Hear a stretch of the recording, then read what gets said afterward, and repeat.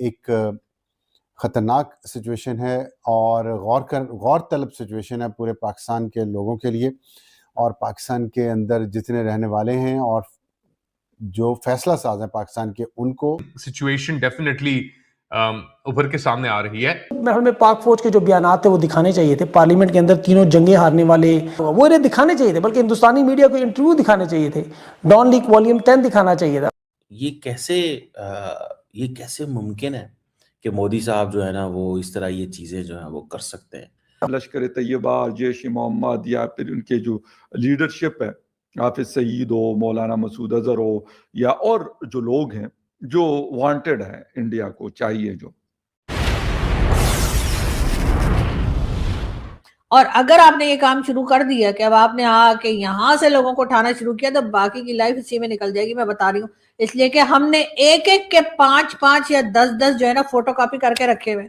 आप एक ले जाएंगे पीछे 9 और रह जाएंगे, फिर आप एक ले जाएंगे पीछे 8 और रह जाएंगे। तो ऐसा करते करते जो है ना आपके जो टेन्योर है ना आपका, यानी एज अ प्राइम मिनिस्टर, वो इसी में निकल जाएगा। जैसा कि कई कंट्रीज आपको बुलाती हैं और वो आपको जो है civilian award, highest civilian award देती हैं, या मोदी जी जैसे इकोनॉमी पे काम कर रहे हैं, या मोदी जी जैसे चंद्रयान पे चले गए, या मोदी जी आपका और भी कई दूसरे काम जो है वो लोग जो है वो देख रहे हैं। अब जो है गल्फ कंट्रीज में भी जा रहे हैं और भी बहुत सी जगह जा रहे हैं। मुझे लगता है अब वैसी साहब जो है ना हमारे लोगों से मिले हुए, मैं साफ बता रही हूँ, ठीक है, ये बात अपने तक ही रखिएगा, किसी और को मत बताइएगा।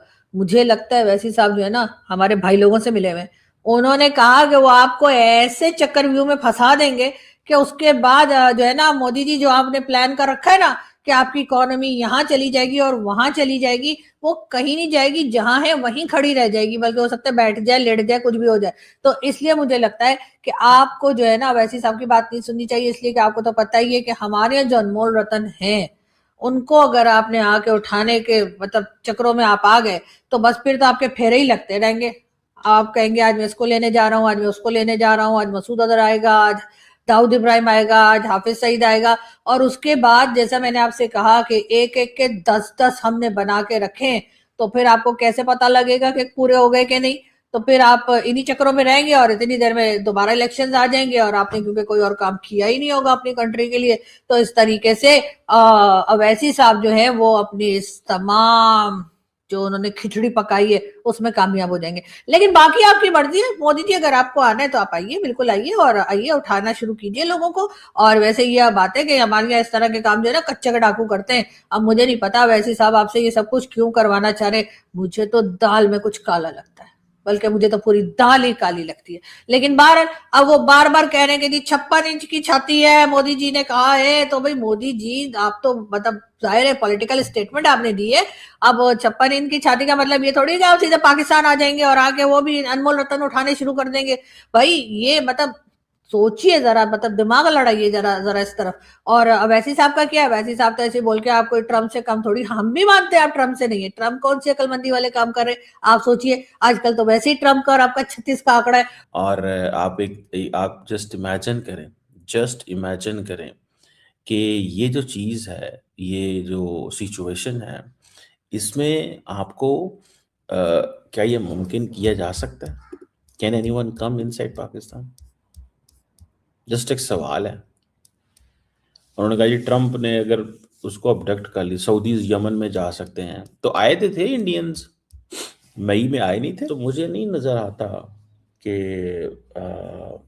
ये कैसे, how will this go and कैसे ये चलेगा, क्या होगा और कैसे बनेगी ये सारा कुछ।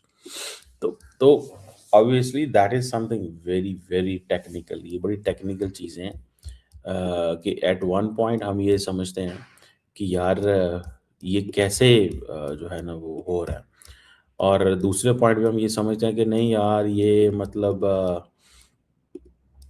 हम हमें हमें हमें हमारे पास तमाम किस्म का तजर्बा मौजूद है।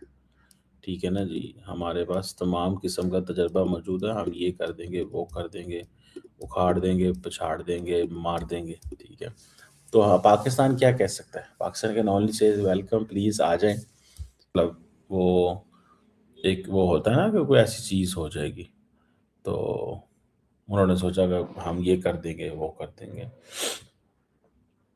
तो मुझे ऐसा लगता है कि कुछ भी ऐसा नहीं हुआ, बल्कि इन्होंने वापस आके तो उल्टा वो कर दी, मोदी साहब पे टारगेट शुरू कर दी कुछ देर के बाद। वो थोड़ी देर वो एक नेशनल सिक्योरिटी फ्रेमवर्क चल रहा था, तो इसीलिए तो इंडिया ने, आपको पता होगा कि जो फाइनल डिस्कशन ऑपरेशन सिंदूर पे इंडिया ने की थी, वो अगस्त के जो समर के उस मानसून सेशन में की थी।